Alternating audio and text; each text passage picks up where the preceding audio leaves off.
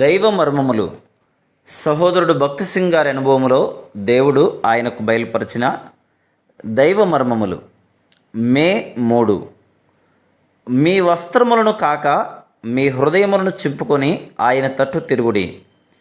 యోవేలు గ్రంథము 2వ అధ్యాయము 13వ వచనం. వాస్తవముగా మానవుడు ఆదికాండం 3వ అధ్యాయములో నష్టపోయిన దానికంటే ఎంతో అధికంగా దేవుడు మానవునికి ఇచ్చి ఉన్నాడు. దేవుడు ఈ సమకూర్చు కార్యమును శిలువ శక్తి ద్వారా ఆరంభించను. కలువరి శిలువలో మనకు బయలుపడు ఆయన కృప సహాయం వలననే ప్రతి పాపి మరియు ప్రతి విశ్వాసి యొక్క నష్టము సమకూర్చబడగలదు.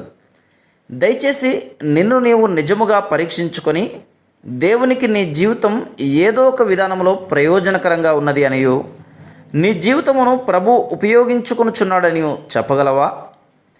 పాపము వలన వచ్చిన ప్రతి నష్టము సమకూర్చబడగలదు. నీ పాపం వలన నీకును నీ కుటుంబమునకును దేవుని నామమునకును నీవు నిందను తెచ్చితివి.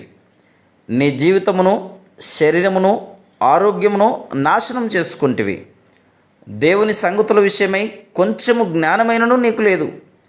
వ్యర్థమైన వాటిని చేయుచు దేవుని ఎదుట బుద్ధిహీనుడవైతివి. ఇదే స్థితిలో కొనసాగినచో నీవు నిరీక్షణ లేకుండానే మరణమగుదువు.